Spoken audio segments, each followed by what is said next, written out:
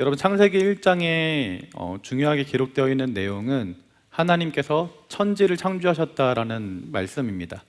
그 창세기 2장에 중요하게 기록된 말씀은 하나님께서 우리 인간을 창조하셨다라는 내용이고, 창세기 3장을 보면 하나님께서 창조하셨던 그 인간이 타락하는 장면이 나옵니다. 그리고 그에 이어서 이제 창세기 4장에 나오는 내용, 무엇이 나오냐? 바로 가인과 아벨의 이야기가 나오는데요. 여러분들 가인과 아벨의 이야기를 떠오를 때 가장 먼저 무엇이 떠오르시나요?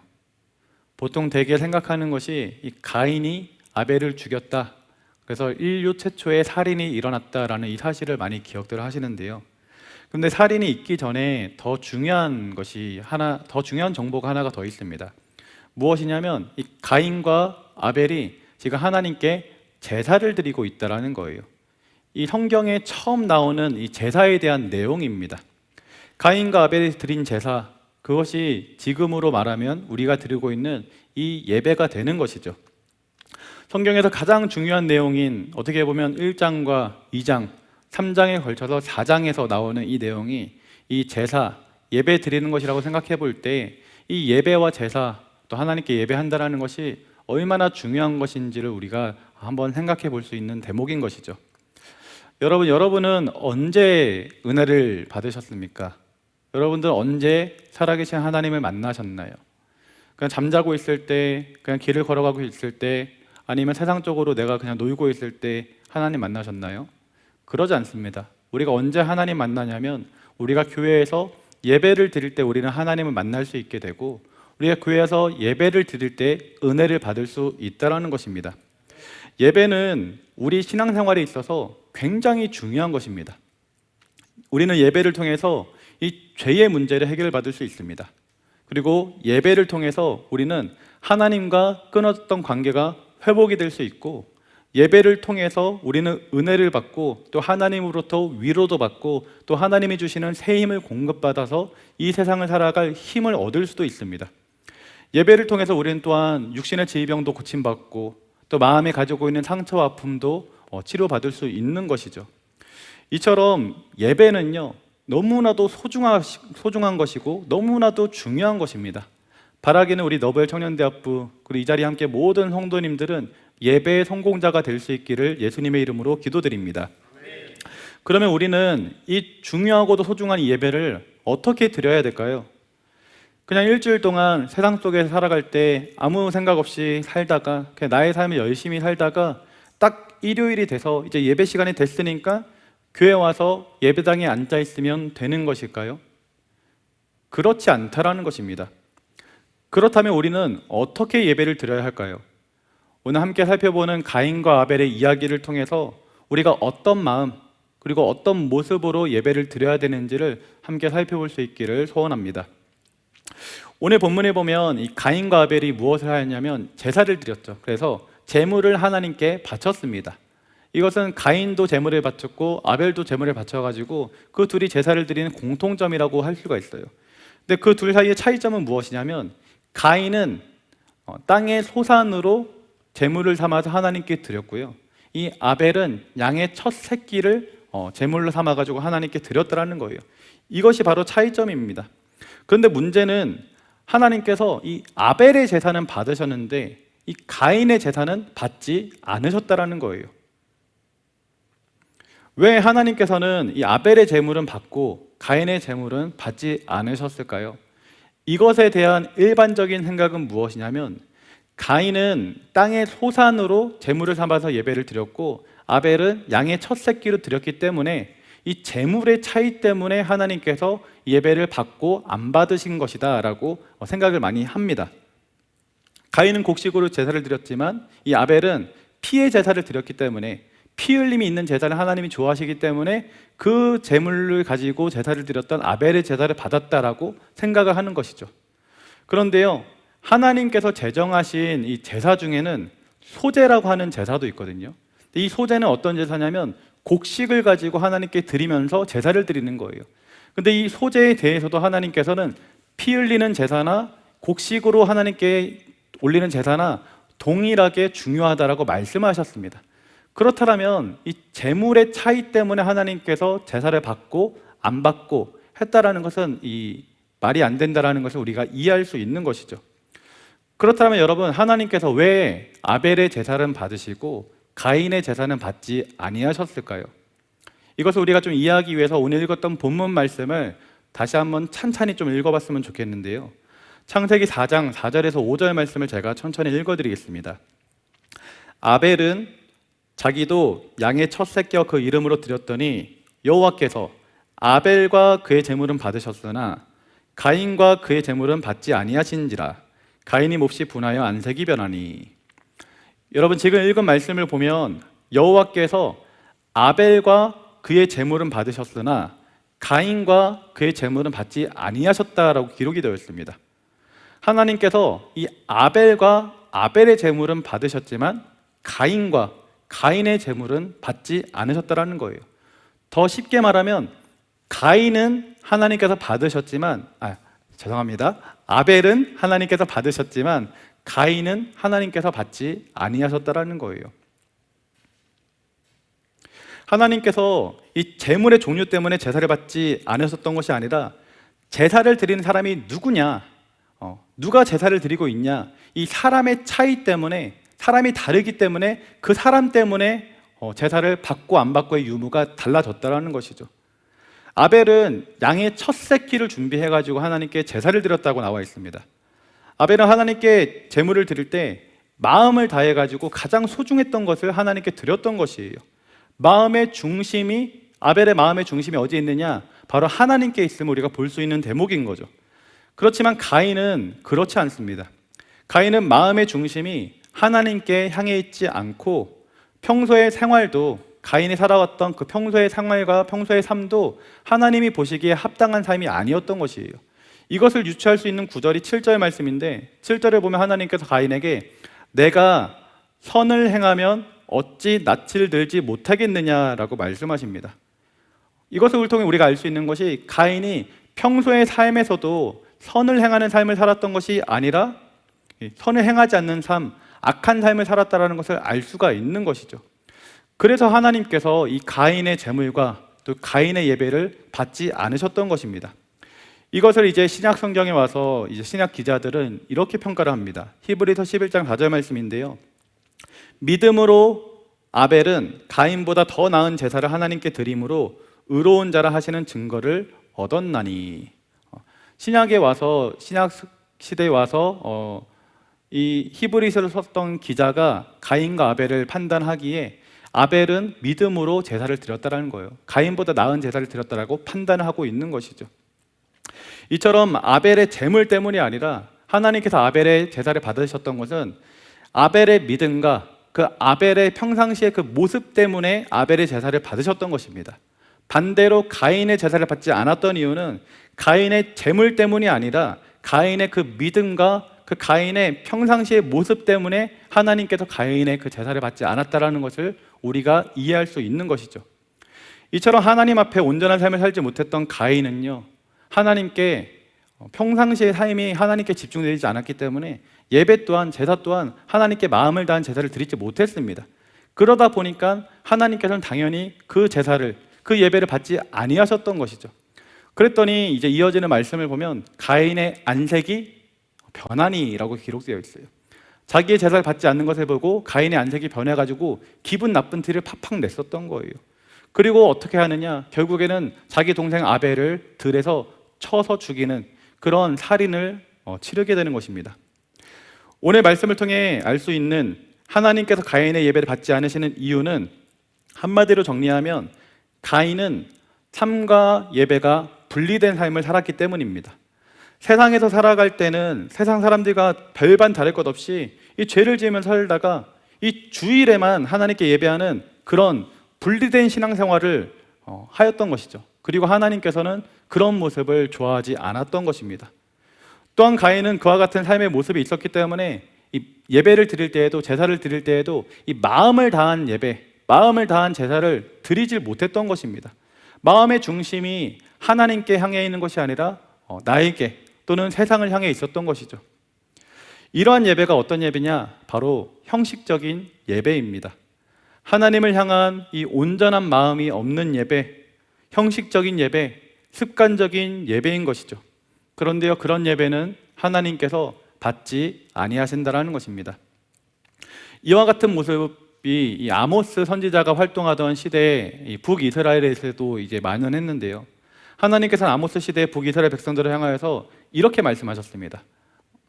내가 너희의 절기들을 미워하여 멸시하며 너희 성회들을 기뻐하지 아니하나니 너희가 내게 번제나 소제를 드릴지라도 내가 받지 아니할 것이요 너희의 살찐 희생의 화목제도 내가 돌아보지 아니하리라. 무슨 말이냐면 북이스라엘 백성들이 하나님께 아무리 제사를 드려도 아무리 좋은 제물을 드려도 하나님께서 그거 받지 않고 돌아보지도 않겠다라는 거예요. 왜냐하면 그 당시 이스라엘 민족들이 예배가 어떤 예배였느냐, 형식적인 예배였기 때문입니다. 변질된 예배였기 때문이에요. 삶을 살아갈 때에는 그저 이 세상의 삶을 살아가다가 이 제사를 드릴 때에만 아무런 목적과 의미 없이 아무런 마음 없이 형식적으로 제사를 드렸기 때문에 그것을 알고 계셨던 하나님께서는 그런 예배 나는 받지 아니할 것이다 라고 명확하게 말씀하셨던 것이죠. 이처럼 하나님께서는 삶과 예배가 분리되는 것을 좋아하시지 않습니다. 형식적인 예배, 마음이 없는 예배, 그저 주일이 되었기 때문에 드린 예배, 이와 같은 예배를 기뻐하지 않으신다라는 것이죠. 사랑하는 우리 청년들, 그리고 우리 사랑하는 성도님들, 여러분의 예배는 어떻습니까? 여러분은 예배를 드릴 때 신령과 진정으로 하나님을 바라보면서 하나님께 예배를 드리십니까?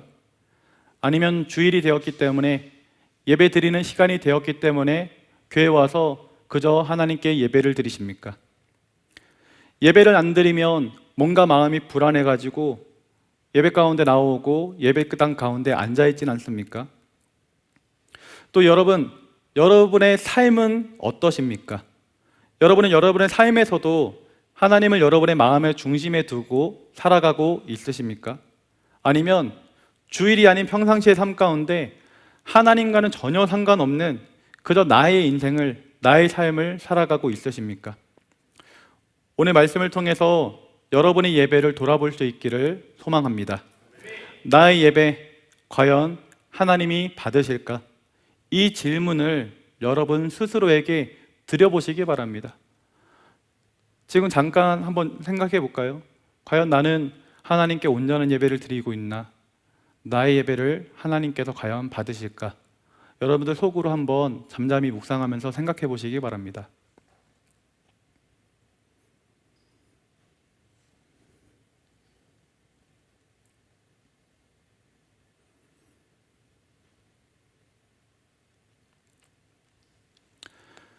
저도 말씀을 준비하면서 저의 예배에 대해서 한번 돌아보았어요. 과연 나는 하나님께 온전한 예배를 드리고 있나? 나는 나의 삶과 예배가 일치하는 그런 삶을 내가 살아가고 있나? 그런데 여러분, 목사인 저도요, 저희 예배를 돌아보니까 부끄러울 것이 너무나도 많았습니다. 하나님께 온전한 예배를 드리지 못하는 모습도 저한테 너무나도 많고, 저의 삶에서도 하나님 앞에 부끄러운 모습으로 살아가는 모습이 너무나도 많음을 발견할 수 있는 거예요. 예전에는 예배를 다 드리고 목사님의 축도가 끝나고 나면 뭔가 예배를 드렸다, 하나님께서 예배를 받으셨다라는 이 어렴풋한 이 믿음과 그 느낌이 있었던 것 같아요. 그런데 어느새 시간이 지나서 지금의 저희 예배의 모습을 보니까 그런 믿음과 그런 느낌이 어느 순간 사라지고 그저 매번 드리는 형식적인 예배의 모습이 저한테 많이 있구나라는 것을 느끼게 된다는 거예요. 아마 저뿐만 아니라 이 자리에 있는 많은 청년들과 또 많은 성도님들이 각자의 자리에서 여러 가지 이유를 통해서 온전한 예배를 드리지 못하고 있는 분들이 있을 거라고 생각을 합니다. 누군가는 삶이 너무나도 바빠서, 또 누군가는 이 죄의 문제를 해결하지 못해서, 또 누군가는 마음의 상처와 아픔으로 인해서, 또 누군가는 교회에서 하는 많은 봉사에 지치고 힘들어서, 이런 이유, 여러 가지 이유를 통해 가지고 하나님께 온전한 예배를 드리지 못하고 있는 성도가 있을 수 있다는 것이에요. 바라기는 저도 그렇고 우리 사랑하는 청년들과 모든 성도님들, 앞으로 우리가 함께 예배하고 말씀 보고 기도하는 가운데 무엇보다도 우리의 예배가 회복될 수 있기를 예수님의 이름으로 기도드립니다. 그럼 여러분, 어떻게 하면 우리 예배가 회복될 수 있을까요? 예배를 회복하는 데 있어서 가장 중요한 것은 무엇이냐면 바로 우리의 태도입니다. 우리의 마음가짐이에요. 우리가 사모하는 마음을 가지고 하나님께 마음을 드리고 하나님께 나아가야 한다는 것입니다. 사모하는 마음을 가진 사람은요, 예배에 그저 참석하지 않습니다. 하나님께 예배를 드리는 것이에요. 여러분, 예배는 하나님께 드리는 것입니다. 누군가가 준비한 예배에 그저 와서 앉아있음으로 참석하는 것이 아니라는 것이에요. 찬양팀은 찬양팀으로서 예배를 섬기며 하나님께 영광 올려드리는 것이고, 저는 한 사람의 설교자로서 설교를 통해서 예배 한 부분을 감당하는 것이죠. 그리고 대표 기도자로서 한 부분을 담당하는 것입니다. 그 외에도 안내하는 사람, 봉헌하는 사람, 또 반주하는 사람, 또 자막을 만지는 사람 등 하나님께 예배를 드리기 위해서 많은 분들이 수고를 해주고 있습니다. 그런데 이렇게 봉사하는 자들만이 예배를 드리는 자가 아니라는 것이에요. 이 자리에 있는 모든 청년들과 성도님들이 하나님께 예배를 드리는 자가 되어야 한다는 것입니다. 이 예배를 함께 한 마음이 되어서 함께 하나님께 올려드리기 위해서 함께 만들어 나가야 한다는 것입니다. 그럼 어떻게 하면 우리가 하나님께 예배를 드릴 수 있겠습니까? 예배를 잘 드리기 위해서 여러분은 무엇보다도 이 가장 기초적인 것들을 다시금 점검하고 회복하시기 바랍니다. 그래서 예배 전에 일찍 와서 기도로 예배를 준비하시기 바랍니다. 사모하는 마음을 가지고 예배 일찍 와서 오늘 함께 살펴볼 본문 말씀이 무엇인지를 한번 읽어보고 또 기도도 하면서 예배를 준비하시기 바랍니다. 또 한 주간 지내면서 알게 모르게 하나님 앞에 지었던 죄악된 모습들이 있지 않습니까? 그 죄악된 모습을 하나님 앞에 먼저 회개하면서 그렇게 기도로 예배를 준비하시고, 한 주간 살아오면서 하나님께서 베풀어 주셨던 은혜가 있다라면 하나님께 먼저 감사하면서 그렇게 기도로 예배를 준비하시기 바랍니다. 또 찬양할 때는 전심으로 목소리를 높여서 찬양하고, 설교를 들을 때에는 집중을 다해가지고 설교 말씀을 듣고, 기도할 때에도 목소리를 높여서 통성으로 기도하면서 간절하게 기도해야 한다는 것이에요. 그래서 오늘 예배를 통해서 하나님께서 과연 나에게 어떤 은혜를 주시고 어떤 깨달음을 주실지를 기대하는 마음으로 그렇게 예배를 드리는 것을 통해서 하나님의 말씀을 받고 하나님이 주시는 깨달음을 얻고 돌아가야 한다는 거예요. 하나님이 주신 그 음성, 하나님이 주시는 그 메시지, 하나님이 주신 그 마음의 감동에 내가 예민하게 반응하면서 내가 이 메시지를 가지고 한 주간 이제 이렇게 살아야겠다라고 결단하면서 예배를 드릴 수 있어야 한다는 것입니다. 하나님의 음성에 반응하면서 나아가야 한다는 것이죠. 그렇게 우리가 예배를 드리고 하나님이 부어주신 은혜에 반응하는 것이 바로 온전한 예배를 드리는 것입니다. 그리고 여러분, 헌금도 준비해서 헌금도 드리시기 바랍니다. 하나님께 물질을 드리며 여러분의 마음의 중심이 이 물질보다도 하나님께 있음을 여러분들이 믿음으로 보여주시기 바랍니다. 11조 헌금도 하고 감사 헌금도 하고 그러면서 하나님께 믿음을 드리시기 바랍니다. 이렇게 신앙생활의 가장 기본적인 것, 예배에 일찍 오는 것, 그리고 헌금하는 것, 그리고 하나님의 은혜에 반응하는 것을 통해서 하나님께 온전한 예배를 드릴 수 있는 우리 모든 청년들과 성도님들 될 수 있기를 예수님의 이름으로 기도드립니다.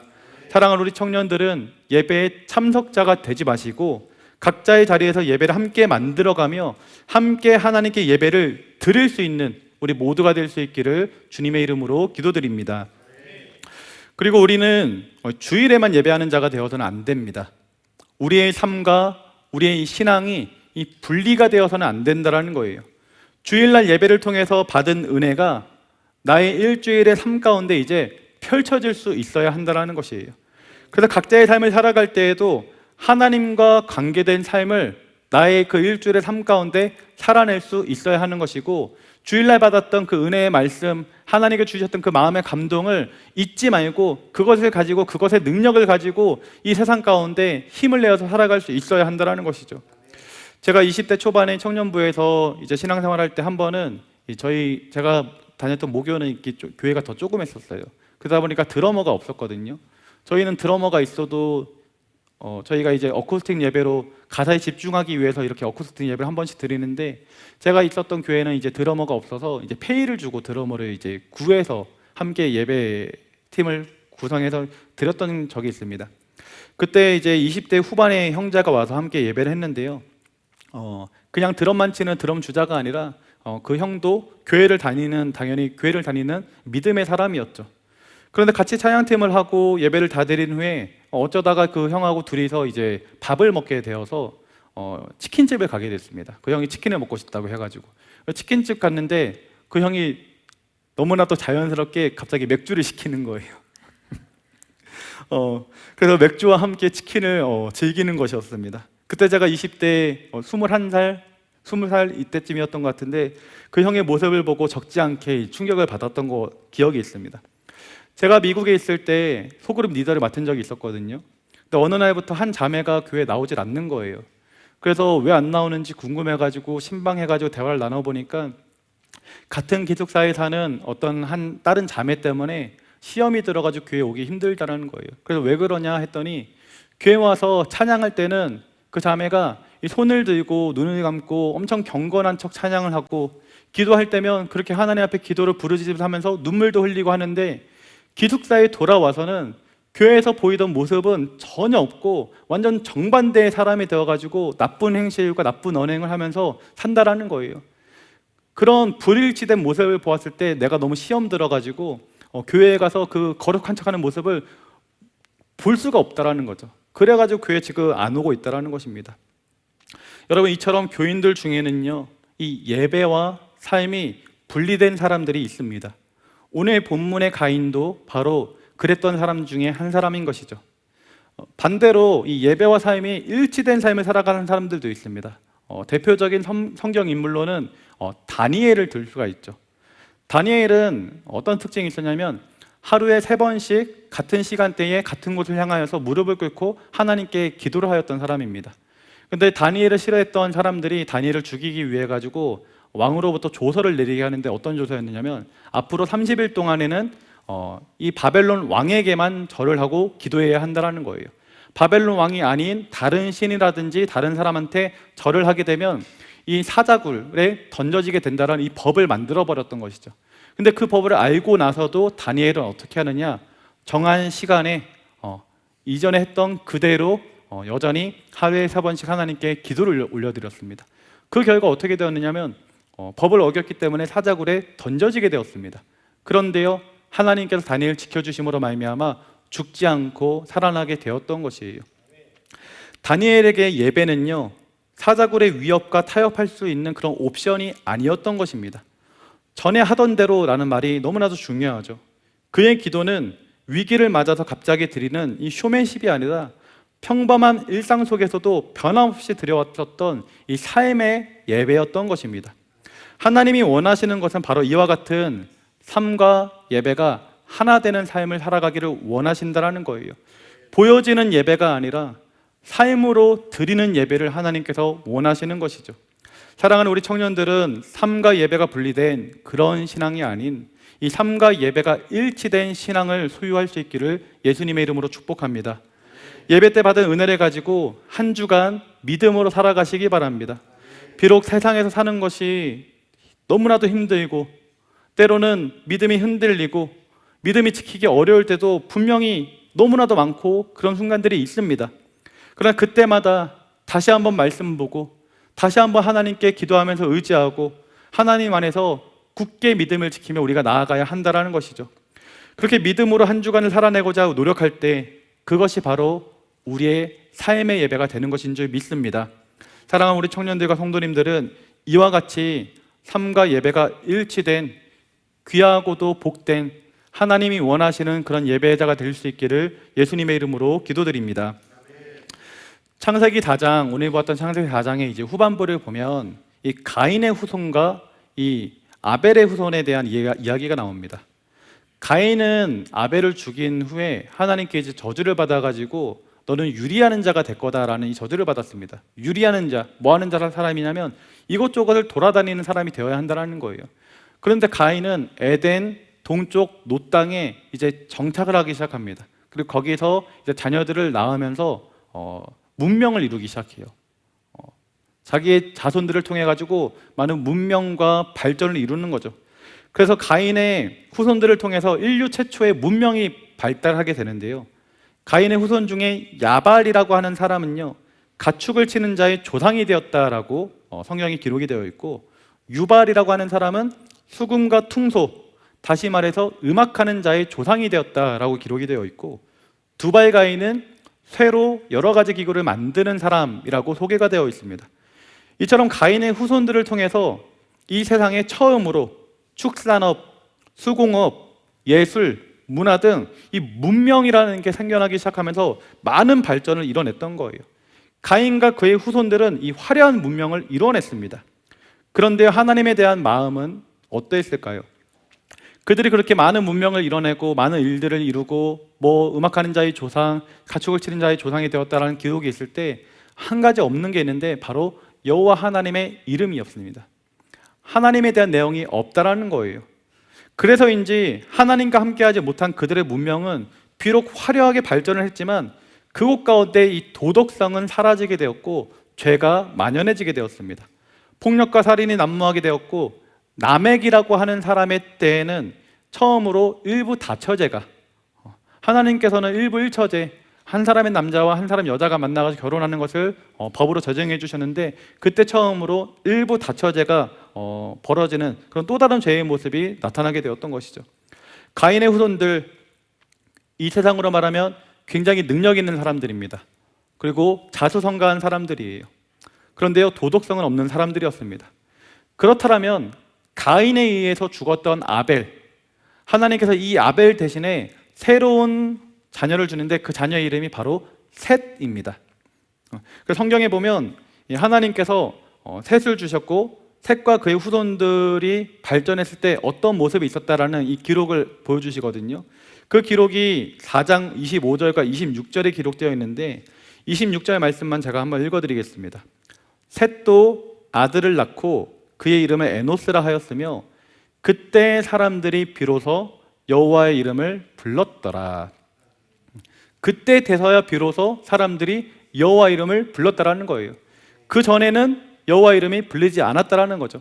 가인과 가인의 후손들이 번창하고 문명을 이뤄낼 때는 여호와 하나님의 이름이 불리지 않았다라는 것입니다. 근데 하나님께서 아벨 대신에 새롭게 주었던 셋과 셋의 후손들이 번창하기 시작하니까 그때 돼서야 비로소 여호와의 하나님의 이름이 불리기 시작했다라는 것이죠.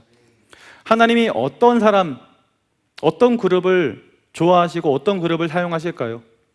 가인의 후손들처럼 이 세상에서 성공한 사람들을 하나님께서 너희들 능력 있는 사람들이니까 내가 너네들 써야겠다 하면서 가인의 후손들을 사용하실까요? 아니면 아벨의 후손들, 무슨 문명을 이뤄냈다는 이야기는 없지만 하나님의 이름을 부르는 그 예배자들을 찾아서 사용하실까요? 하나님께서는요, 하나님을 찾는 한 사람, 하나님을 예배하는 그 사람들을 찾아서 일을 하셨습니다. 그래서 아벨의 후손들을 통해 가지고 하나님의 그 일들을 이루어 나가시고, 결국엔 아벨의 후손 가운데 우리 예수 그리스도를 이 땅 가운데 태어나게 하시고 하나님의 그 원대한 일을 이루셨다라는 것이죠. 하나님께서는 이렇게 예배하는 자, 진정으로 예배하는 자를 찾는 것입니다. 아버지께 참으로 예배하는 자들은 신령과 진정으로 예배할 때가 오나니 곧 이때라. 아버지께서는 이렇게 자기에게 예배하는 자들을 찾으시니라. 여러분, 하나님은 지금도 하나님을 진정으로 예배하는 예배자들을 찾고 계신 줄 믿습니다. 하나님이 찾으시는 예배자는 단순히 주일날 교회 와서 예배드린 사람이 아니라 셋의 후손들처럼 삶의 모든 영역에서 하나님의 이름을 부르며 살아가는 그런 사람들입니다. 여러분이 바로 그런 삶의 예배자가 될 때 하나님은 여러분의 삶을 통해서 이 세상 가운데 놀라운 일들을 펼칠 줄 믿습니다. 사랑하는 우리 청년들과 성도님들은 이 예배의 성공자가 되시기 바랍니다. 하나님이 찾으시는 그 한 사람이 여러분 되시기 바랍니다. 그저 왔다 그저 돌아가는 예배 참석자가 되지 말고 신령과 진정으로 하나님께 예배를 드리는 하나님의 성도, 하나님의 백성이 되시길 바랍니다. 또한 삶 가운데 주님을 부르고 찾는 삶의 예배자가 되시기 바랍니다. 그렇게 우리가 기도하며 마음을 다해 예배하며 나아갈 때 나의 삶 가운데서도 하나님을 예배하는 예배자가 되겠노라고 결단하면서 그렇게 노력하며 나아갈 때 반드시 하나님께서 우리와 함께 해주시고 크신 은혜와 축복을 더해 주실 줄 믿습니다. 여러분, 사는 것 괜찮으세요? 행복하십니까? 삶이 너무 힘들진 않으신가요? 제가 이렇게 써놨어요. 힘들다. 인생 참 힘들다. 우리가 살아온 이 인생을 참 바라보면 너무나도 힘든 것 같습니다. 근데 왜 이렇게 힘들까요? 많은 이유가 있죠. 일하느라 힘들고, 관계에서 힘들고, 미래가 막막하고, 많은 힘든 이유가 있습니다. 근데 우리가 진정으로 힘든 이유는 무엇일까요? 우리의 영이 죽어있기 때문입니다. 우리가 죄인이고 이 세상이 죄된 세상이기 때문에 우리의 삶이 힘들다라는 거예요. 우리 인간은 하나님께서 만드신 하나님의 작품입니다. 하나님의 자녀예요. 그런데 사단 마귀 악한 영이 우리를 죄를 짓게 만들어가지고 하나님 안에 거하지 못하게 만들고 그들이 만들어 놓은 죄된 세상 가운데 가둬버렸던 것입니다. 하나님 안에 있어야 될 사람들이 지금 죄된 세상 가운데 죄인으로 있으니 이 삶이 힘들 수밖에 없다라는 거예요.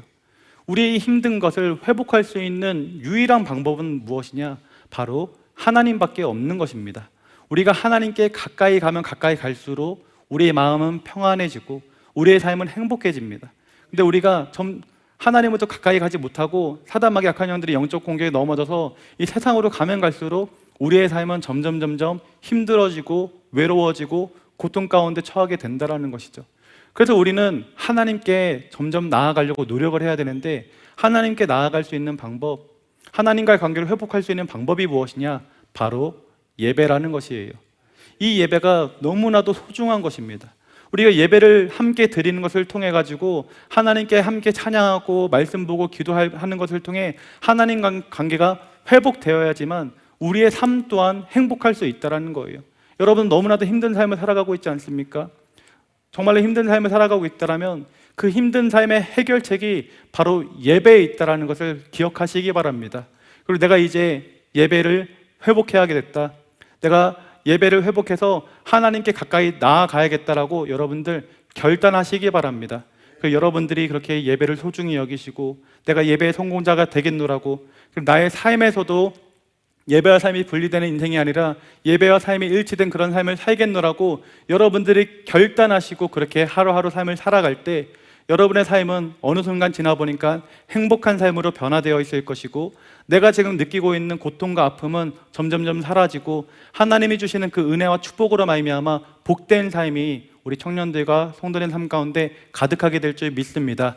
그와 같은 은혜와 축복이 가득할 수 있기를, 정말로 예배가 온전히 회복될 수 있기를 예수님의 이름으로 기도드립니다. 기도하겠습니다. 사랑의 하나님, 우리 사랑하는 청년들, 우리 이렇게 모여서 함께 예배하고 기도할 수 있도록 인도하여 주신 것 너무나도 감사를 드립니다. 주님, 오늘은 예배에 대해서 우리가 살펴보았습니다.